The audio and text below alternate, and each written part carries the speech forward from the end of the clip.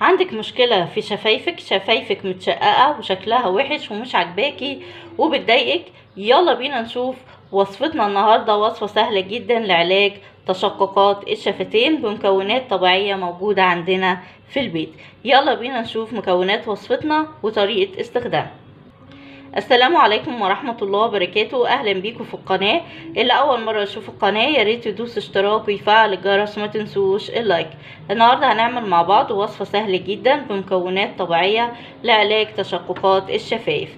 الوصفة سهلة بمكونين اتنين بس عندنا في بيتنا في مطبخنا، هيخليكي تتخلصي من جفاف الشفايف وشكلها اللي مش عاجبك الغير مريح اللي موجود في وشك. يلا بينا نشوف ايه هي مكونات وصفتنا وطريقتها. اول مكون معايا هستخدمه هو معلقة من عسل النحل او العسل الابيض. والعسل الابيض هنا او عسل النحل بيساعد على ترطيب الشفايف وتغذيتها، وكمان هيخلي لونها وردي معانا. تاني مكون معايا وهو معلقة او على حسب ما احتاج من عصير الليمون. هجيب نص ليمونة واعصرها على العسل بتاعنا وابتدي اخلط المكونات معانا بعسل مع ليمون. الليمون هنا بيشيل اي التهاب موجود في الشفايف، ولازم الاتنين تستخدموهم مع بعض، او تحطي العسل الاول قبل الليمون عشان لو في تشققات مفتوحة قوي ما تخليكيش تحسي بألم في شفايفك وتتضايقي منه. فاحنا بنحط العسل الاول على اساس يرطب الشفايف، بعد كده بنحط الليمون او نخلطهم مع بعض عشان العسل يهدي معانا الليمون بتاعنا.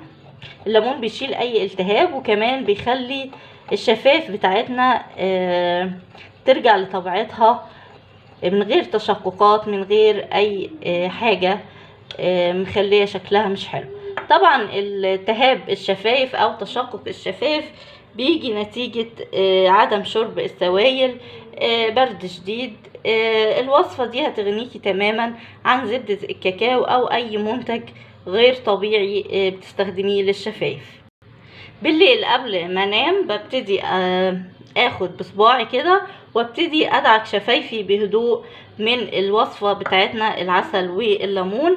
كل يوم مساء ببتدي قبل ما انام ابتدي ادعك شفايفي ب الجزء ده اللي احنا عملناه، اللي هو اللي هيرطب لي شفايفي ويعالجها ويشيل اي تشققات.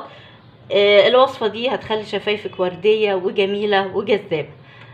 وصفة سهلة قوي جميلة جدا، وهتلاقي النتيجة من اول مرة.